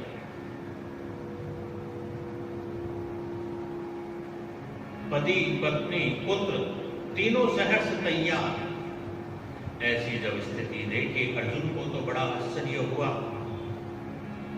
लेकिन भगवान एक और बड़ी विचित्र बात कहते हैं, अरे राजन मैं तो तुमसे एक बात बताना भूल ही गया, मुझे कभी याद आई, सुनो। उस शेर ने कहा था कि आधा अंग जो राजा का है, आधा शरीर ऐसे ही मत ले आना। राजा के शरीर को इस प्रकार से चीरना कि सुनो एक बात सुत तियाले करोत गात, चीरे धीरे धीरे नाही पीछे उन भागिए। करोत जो आरी होती है ना, कटारी आरी, राजा का शरीर ऐसे ही आधा मत ले आना। जो काटने वाली होती है आरी, उसका एक भाग तो रानी पकड़े और एक भाग पुत्र पकड़े, दोनों धीरे धीरे राजा के शरीर को काटे और उनके मन में किसी प्रकार का कोई दुख भी न हो। काटते समय तब तो राजा का वह आधा शरीर में स्वीकार करूंगा, तुम्हारे पुत्र को छोड़ दो। राजा मोरध्वज इस शर्त को मानने को भी तैयार हो जाते हैं। तीनों ने ऐसा ही किया। जब चीरने लगे तो चलाते चलाते जैसे ही नासिका तक वह करोत आती है, कहते हैं राजा मोरध्वज की बाईं आंख से एक आंसू निकल जाता। तो उसी समय ब्राह्मण के रूप में जो साक्षात भगवान श्री कृष्ण थे कहते थे, राजन तुम्हारी आंख में आंसू आया, तुम्हें दुख हुआ, अब तुम्हारा यह शरीर किसी काम का नहीं। तो राजा मोरध्वज भगवान श्री कृष्ण से कहते हैं, भगवान मेरी बात तो सुनिए, आपने सिंह के लिए आधा शरीर ही मांगा है, तो मेरा दाहिना आधा शरीर तो पवित्र है, इसमें तो कोई दुख नहीं हुआ, इसके तो आंसू आए नहीं। मेरे तो बाईं आंख में आंसू इसलिए आए कि मेरा यह बायां आधा शरीर किसी काम ही नहीं आया, यूं ही नष्ट हो जाएगा, यूं ही व्यर्थ चला जाएगा। ऐसे महाराज मोरध्वज की कथा है। जब ऐसा स्वरूप अर्जुन ने देखा कि भगवान के भक्त कैसे हैं, ब्राह्मण के पुत्र की रक्षा करने के लिए इतना विभत्स कर्म सहज में करने को लग गए। कौन पत्नी अपने पति के शरीर को इस प्रकार से चीरेगी, या कौन पुत्र अपने पिता के शरीर को इस प्रकार से चीरेगा? लेकिन नहीं, यह धर्म की रक्षा है। अरे यह वह धर्म है जिस धर्म में तो स्वयं भगवान भी जब मनुष्य के रूप में अवतार लेते हैं तो पिता की आज्ञा का पालन करने के लिए सहर्ष 14 वर्ष के वनवास को भी स्वीकार कर लेते हैं। ऐसे राज्य का परित्याग कर देते हैं जिस राज्य की कामना स्वर्ग के देवता लोग करते हैं। तो महाराज मोरध्वज का यह प्रसंग है। इसी प्रकार से भक्तों की इस परंपरा में महाराज अलर्क की कथा आती है। कल हमने जो महारानी मंदालसा की कथा श्रवण की थी, तो उन्हीं के यह सबसे छोटे पुत्र अलर्क, राजा अलर्क की माता मंदालसा, जिन्होंने प्रतिज्ञा की कि भाई जो मेरा पुत्र हो तो ऐसा हो कि पुनः उसे और किसी का पुत्र बनना ही न पड़े, वह तो मुक्ति को ही प्राप्त करे। तो अपने पुत्रों को ऐसी ही शिक्षा दी, लेकिन राजा के कहने पर सबसे छोटे पुत्र को राज्य के पालन पोषण के लिए गृहस्थी में नियुक्त कर दिया।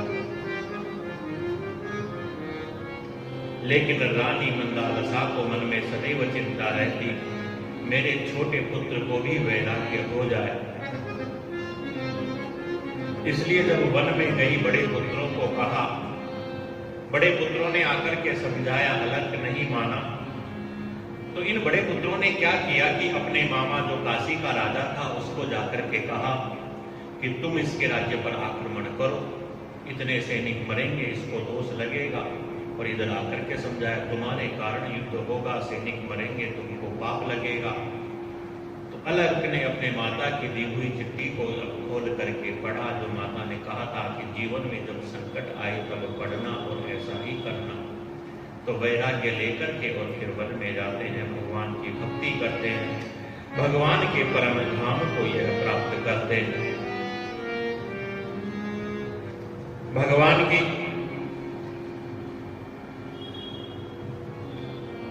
भक्ति को जो करता है भगवान की भक्ति सहज में नहीं होती है। भगवान की भक्ति के लिए हमको इस संसार का जो संग है, उस संग को त्यागना पड़ता है। और गीता के अंदर स्वयं भगवान ने भी कहा है कि संगः सर्वात्मना त्याज्यः यदि त्यक्तुं न शक्यते सद्भिरेव प्रकर्तव्यः सत्संगो भवभञ्जनः। संगः सर्वात्मना त्याज्यः, भाई सत्संग तो किसी भी प्रकार का हो उसका त्याग करना चाहिए। लेकिन यदि सभी प्रकार के संग का तुम त्याग नहीं कर सकते तो केवल सत्संग को करो। संग करना है तो सत्संग करो, सत्संग से ही और तुम्हारा कल्याण होगा।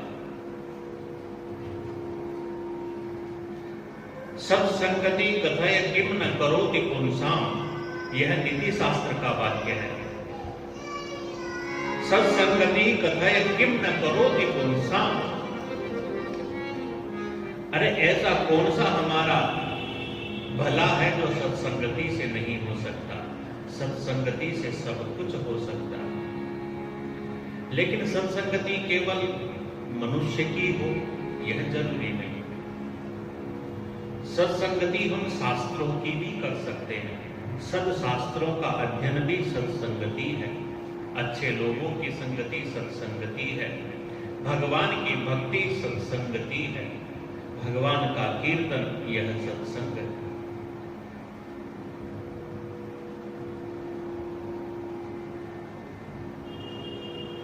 कहने को तो बड़ा आसान लगता है सत्संग सत्संग सत्संग, लेकिन महापुरुषों ने तो कहा है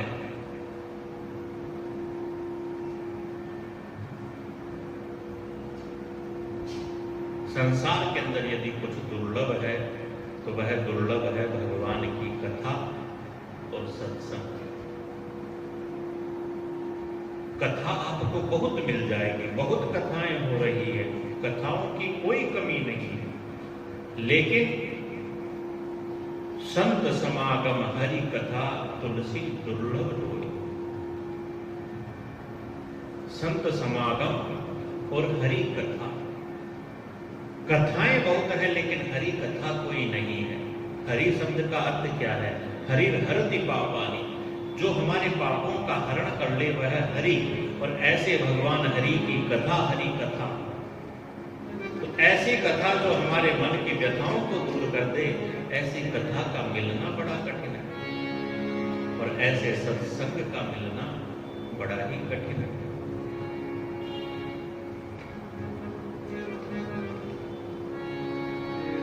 इस संसार के अंदर यह दुर्लभ वस्तुएं भी सुलभ हो जाए केवल संतों की कृपा से, गुरुजनों की कृपा से सुलभ होती है।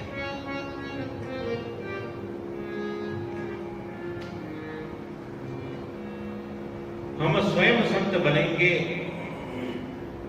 तो हमें संतों की प्राप्ति होगी। यदि हम दुर्जन बने हुए हैं तो हमको तो सब में दुर्जनता ही दिखाई देगी। सज्जनता कैसे दिखाई देगी?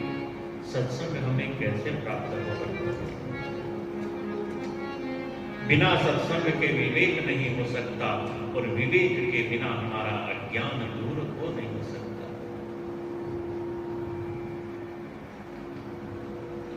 तो इस प्रकार से महारानी मंदालसा के पुत्र अलर्क की कथा आती है। अरे मन में जब वैराग्य हुआ तो ऐसा वैराग्य हुआ कि एक वेदपाठी ब्राह्मण था जो अंधा था। उसने आकर के राजा अलर्क से कहा, राजन मैं अंधा हूं।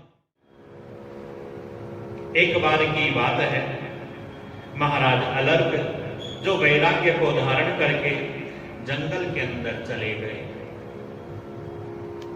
एकांत में रहते वन में इधर से उधर और भगवान का भजन करते।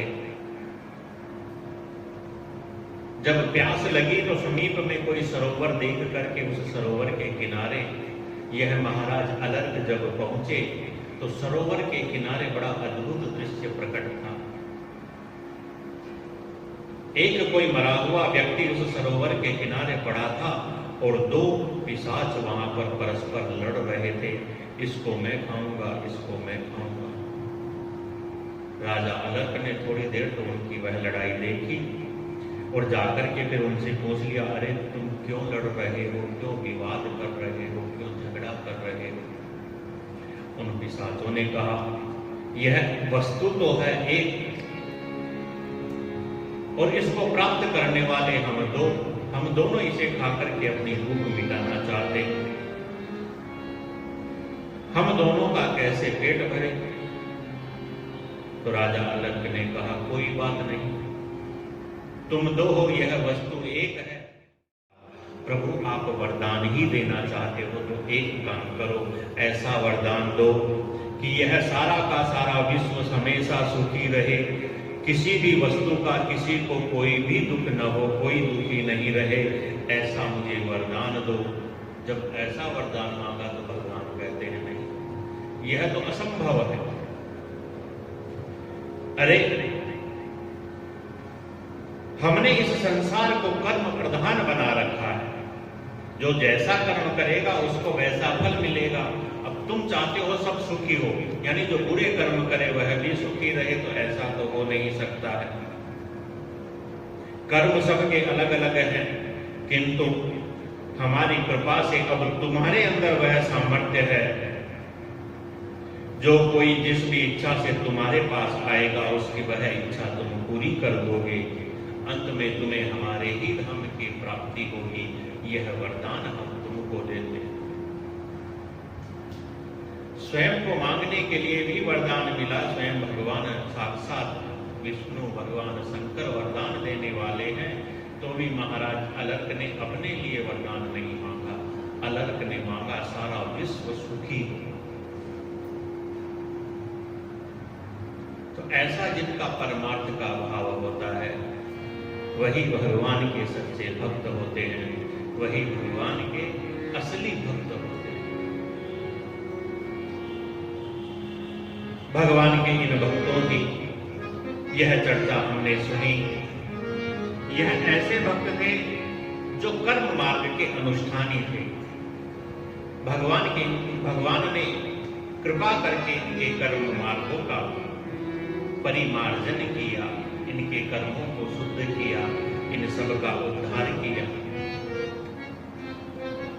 भगवान के इस प्रकार के जो भक्त हैं, जो भगवान की माया को भी पार कर गए, ऐसे भक्तों का अब वर्णन आता है। जो माया के बंधन में नहीं बंधे, माया जिसके प्रभाव से कोई नहीं बच पाया, ऐसी वह माया भी और जिनके ऊपर अपना प्रभाव नहीं डाल सकी, ऐसे और भगवान के परम भक्त, उनका वर्णन करते हुए श्री नाभादास जी महाराज ने उनका नाम यहाँ पर बताया है कि रिभि इक्ष्वा करु हेल, गाधी रघुरेल सुची सतधनवा, अमूर्ति अरुरंति उतंग, भूरि देवल वैवस्वत मनवा, नभूस ययाति दिलीप पुरु, यदु गुह पांधाता, पिप्पल निमि भरद्वाज दक्ष, सर्वभंग संघाता, संजय समीक उत्तान पाद याज्ञवल्क, जस जग भरे तिन चरण धूरि मोह भूरि सिर, जय जय हरि माया करे। नाभादास जी महाराज कहते हैं कि जिन चरण धूरि मोह भूरि सिर, जय जय हरि माया करे। भगवान के ऐसे यह भक्त, जिन भक्तों के चरणों की धूलि मेरे मस्तक के ऊपर पड़े, जो जो भगवान की माया के पार हो गए, जिनके सुयश से यह संपूर्ण विश्व पावन होता है, ऐसे इन भक्तों को मैं प्रणाम करता हूं, जिनमें सबसे पहले विभुदेव जी का नाम आता है। इक्ष्वाकु महाराज का नाम है, पुरुरवा महाराज का नाम है, गाधी रघु रय गए सब धनवा, अमूरत रंति देव उदंग देवल वैवस्वत मनोनम से याति दिलीप गुरु। ऐसे इन 30 भक्तों के नाम इस छंद के अंदर श्री नाभादास जी महाराज ने बताए हैं। जो भगवान की माया से भी पार गए, संसार के अंदर जो 6 दुर्गुण बताए गए, काम क्रोध लोभ मोह मद और मत्सर, इनके प्रभाव के अंदर जो नहीं आए वह माया से मुक्त है। जो न काम के बस में होते हैं, न क्रोध जिनको कभी आता है, न लोभ जिनको होता है, किसी भी प्रकार का कोई अभिमान घमंड जिनको नहीं होता, किसी से जिनको ईर्ष्या जलन द्वेष नहीं होता, वह माया के बंधन से परे। माया उनका कुछ नहीं बिगाड़ सकती, माया उनका कुछ नहीं बिगाड़ सकती। भाई लोहा हो तो लोहे को ही चुंबक अपने पास खींच सकती है, यदि लोहा नहीं है तो वह चुंबक के आकर्षण से मुक्त रहता है। यदि लोहा है तो चुंबक खींच लेगी, और लोहा नहीं है तो आप कितना ही चुंबक उसके चिपकाओ वह नहीं चिपकेगा। तो जिसमें यह दुर्गुण विद्यमान है, काम क्रोध लोभ मोह मद और मत्सर, यह 6 रिपु सबसे बड़े हमारे शत्रु हैं। यह जिनके अंदर है वही माया के बंधन के अंदर आते हैं। जो इनसे मुक्त है वह माया के बंधन में भी नहीं आते। उनका माया कुछ नहीं बिगाड़ सकती।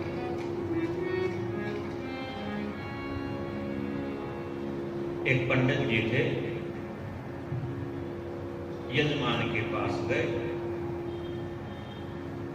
यजमान को जाकर के बोला, सेठ जी आपके ऊपर तो शनि की दशा आ गई, तो अनुष्ठान करवाओ, इतना अनुष्ठान होगा, इतना खर्च होगा। खर्च ज्यादा बता दिया, 1 लाख रुपए खर्च होंगे। यजमान ने कहा, पंडित जी अभी तो देखो संकट का समय चल रहा, संपूर्ण विश्व में ही संकट का समय चल रहा, तो व्यापार धंधा भी मंदा है, इतना तो नहीं होगा।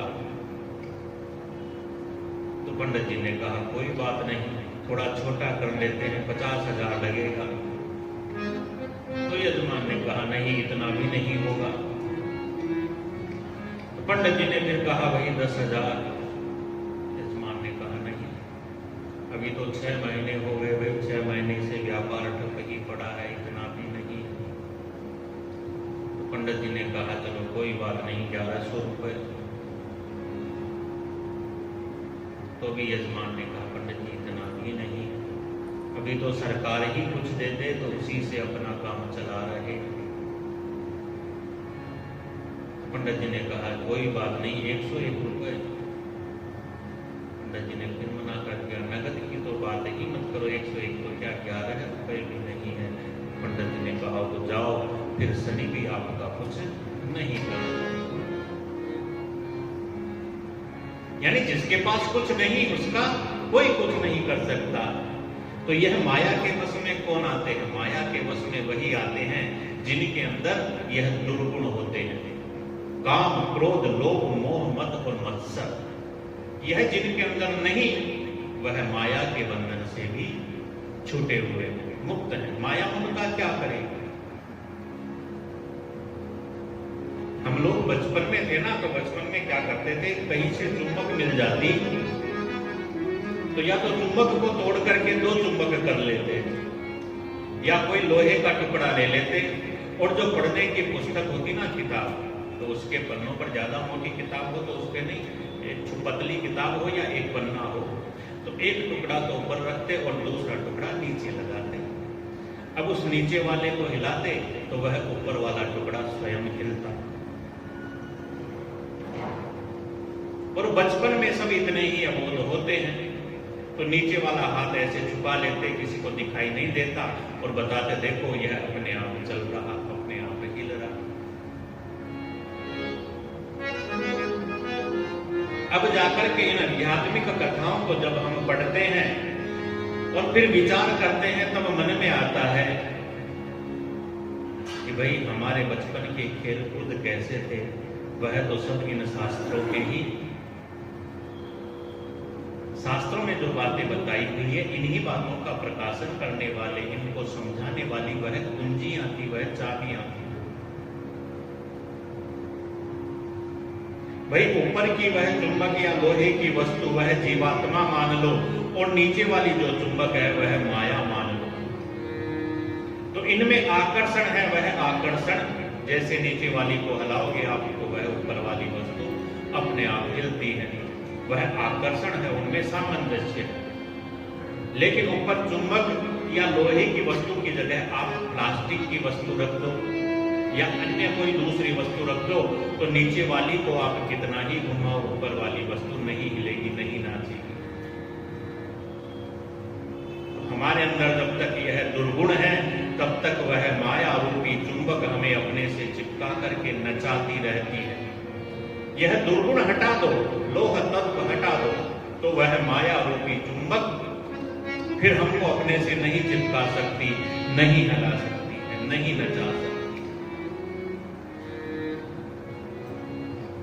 जिन भक्तों ने इस माया के बंधन से मुक्तता प्राप्त कर ली, उन भक्तों के नाम आए 30 के यहाँ पर नाम दिए गए हैं।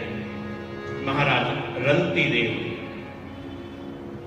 महाराज रंती देव जो अपने राज्य का पालन करते थे, राजा थे, लेकिन आकाश वृत्ति को धारण किए हुए थे।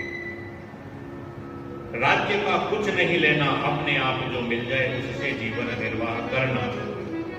48 दिन तक उपवास करना पड़ा, इतना भयंकर अकाल पड़ा। 49वें दिन कुछ भोजन की पदार्थ, कुछ भोजन की सामग्री मिली, तो द्वार के ऊपर भिक्षुक आ गए, तो अपना भाग दे दिया, और भिक्षुक आए तो अपने परिवारजनों का भाग भी उनको दे दिया। कई बार ऐसा होता है कि हम अपने लिए त्याग कर देते हैं, लेकिन फिर भी अपनी पत्नी, अपने बच्चों के लिए हम थोड़ा लोभ लालच कर लेते हैं। घर गृहस्थी के अंदर इन बातों को ठीक नहीं बताया, घर गृहस्थी में विषमता हो ही जाती है।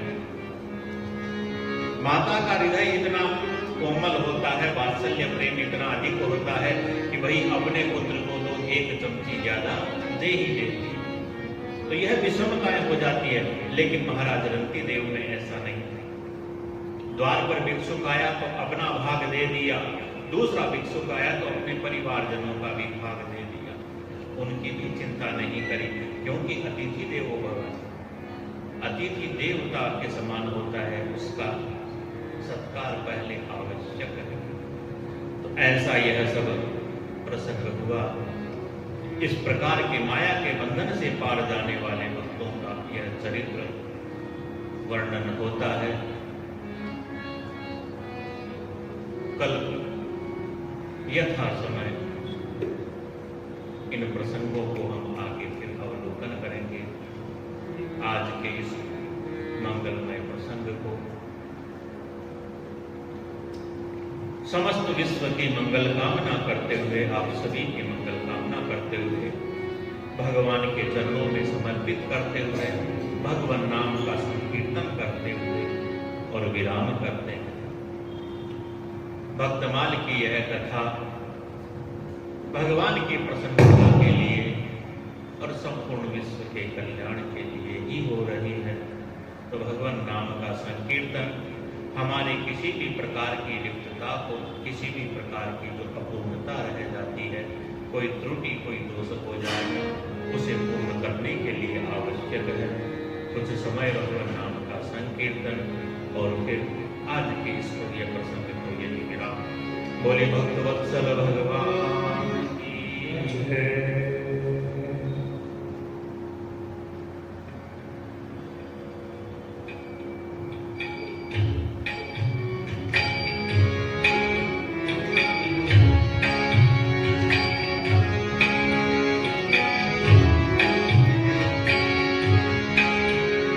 गोपाल राधा माधव, गोपाल राधा माधव, कृष्ण गोविंद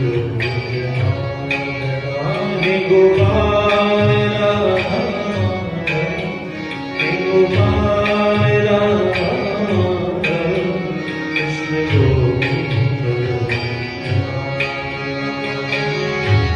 राधे कृष्ण राधे श्याम, राधे कृष्ण राधे श्याम, राधा मंगल, राधे कृष्ण राधे श्याम, राधा मंगल, राधे कृष्ण राधे श्याम,